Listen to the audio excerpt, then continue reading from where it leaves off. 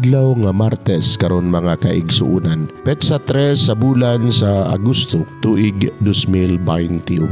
Ang pagbasa kinutlo gikan sa Ebanghelyo sumala ni San Mateo, kapitulo 14, bersikulo 22 ngadto sa 36. Humani ini gipasakay ni Jesus sa sakayan ang mga tinun-an o gipauna siya ngadto sa tabuk sa lanaw samtang iyang gipalakaw ang mga tao. Mitunga siya nga naginusara sa usa ka bungtod aron mag-ampo. Sa pagkagabi na si Jesus didto gihapon naginusara. Niadtong tungura ang sakayan didto sa laod.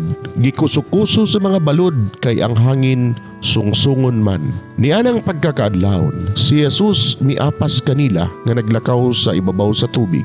Sa pagkakita sa mga tinun-an kaniya nga naglakaw sa tubig, nangahadlok kaayo sila ug naninggit. Multo! Si Jesus miingon kanila, ayaw ka mo kahadlok, ako kini. Unya si Pedro miingon, Ginoo kun ikaw kana, palakta ako sa tubig gana kanimo. Dali nga ri, mitubag si Jesus. Busa mikawas si Pedro sa sakayan ug milakaw sa tubig ngadto kang Jesus. Apan sa pagkamatikod niya sa kusog nga hangin, nahadlok siya ug misugod pagkaunlod. Busa misinggit siya, Ginoo, luwasa ako. Diha-diha gihuptan siya ni Jesus ug gibira ug miingon si Jesus kaniya, pagkagamay sa imong pagtuo, nganong nagduha-duha ka man, ug nanakay silang duha sa sakayan. Unya mihunong ang hangin.